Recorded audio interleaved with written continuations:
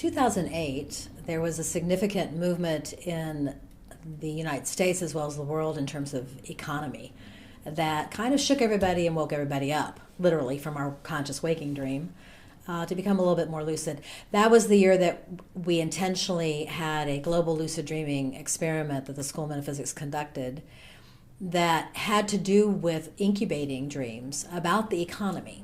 Mm-hmm. And in the top 5, actually, were dreams about food, which I thought was highly significant, also about classes or studying or learning. And I know that in intuitive dreaming you talk about that. Mm-hmm. And I thought that that might be helpful for people in the shift of consciousness that was starting to happen in 2008, that it might be time as a species that we stop being so attached to being entertained, and we might start realizing that life here is for learning and for some higher purposes. Mm-hmm. So I thought I would ask you about that meaning, the universal meaning and the personal meaning of dreams. People sometimes ask me, what's the most common dream that you've heard? And in my experience, one of the most common dreams is for people, adults, to dream that they're back in school. Sometimes it's high school, sometimes it's elementary school, sometimes it's college. And there's a few variations. They're wandering the hall and they can't find their classroom. They are in the classroom and all of a sudden realize there's a test and they're not prepared for it. And they usually wake up kind of panicked. And oftentimes when they report it, they say, I haven't been in school for 20 years, 40 years, so why am I having this dream? And what I've learned in terms of universal symbols is that a school is a symbol for a state of mind that has to do with learning.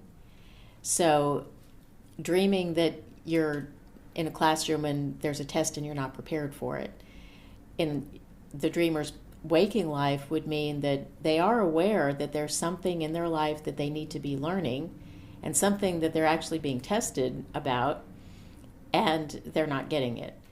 So that's the universal dream. Everybody in the world could have that dream, and universally that's what the symbols mean. On a personal level, each dreamer would need to ask him or herself, well, what is it that I need to learn, and how am I going to learn it? And I think that's really important because I hear people say they'll go through something that they're not happy about and they'll say, oh, well, I guess it's for learning. Life is for learning. They kind of shrug their shoulders. But then they don't say, well, what is the learning? Mm-hmm. And what do I need to do to learn it? So, for example, I went through many years of my life being identified as being shy and knowing that I really needed to speak up in certain situations. So I would have a situation that came up where there was someone who was more talkative. I felt like they were interrupting me. I couldn't get a word in edgewise. And I'd walk away from the situation saying, yep, that's my learning. I know that I need to speak up. But then I didn't do anything to change it.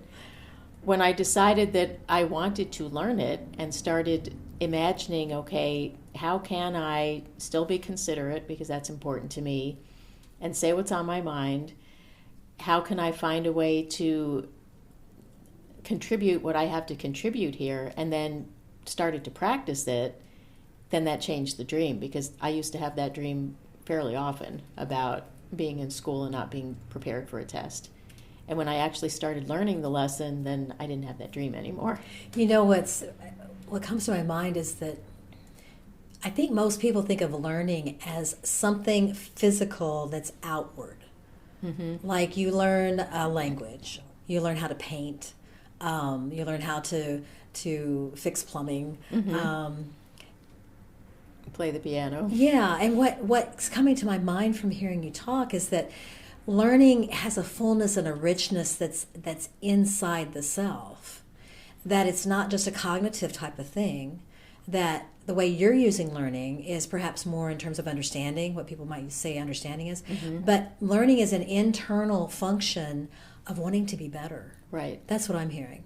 It's that internal commitment of, I want to be a better person.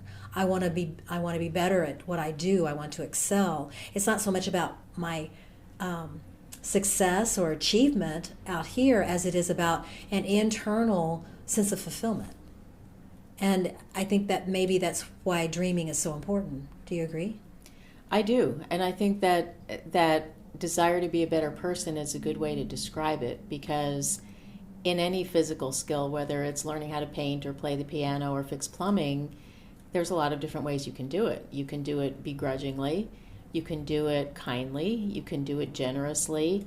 And so it's those kinds of things of what is it that I'm developing in myself? What am I bringing out in myself? What kind of person am I? That dreams can really help us to understand.